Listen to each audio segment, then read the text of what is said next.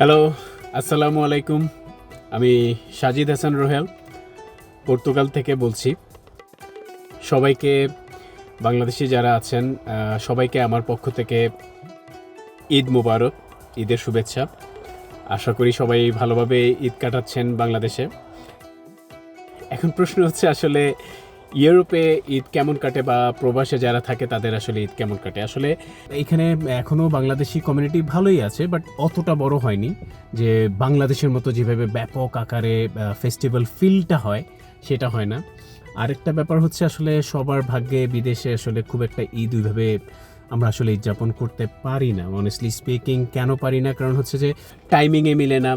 এটা আমাদের ফেস্টিভ্যাল, এটা এই দেশের কোনো ফেস্টিভ্যাল না, তাদের সাথে কোনো রিলেটেড নাই। সো যার কারণে অনেকে দেখা যাচ্ছে যে কোনো রকম নামাজটা পড়ে বা কারো ফ্যামিলি থাকলে একটু ফ্যামিলিতে সময় দিচ্ছে, বা দেখা যাচ্ছে যে ফ্রেন্ডসদের সাথে একটু সময় দিয়ে আবার কাজে চলে যেতে হচ্ছে, বা অনেকের কাজের কারণে তারা ঈদের ছুটিটা পাচ্ছেই না।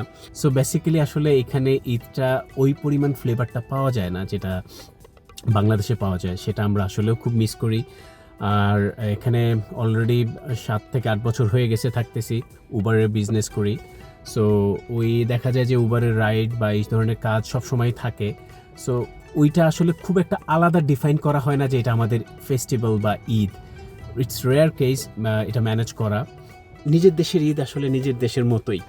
সো এনিওয়েজ, এই দুঃখ কষ্ট সব কিছুর মধ্যেই আসলে সবাইকে হাসি নিয়েই ঈদটাকে আনন্দে কাটাতে হয়।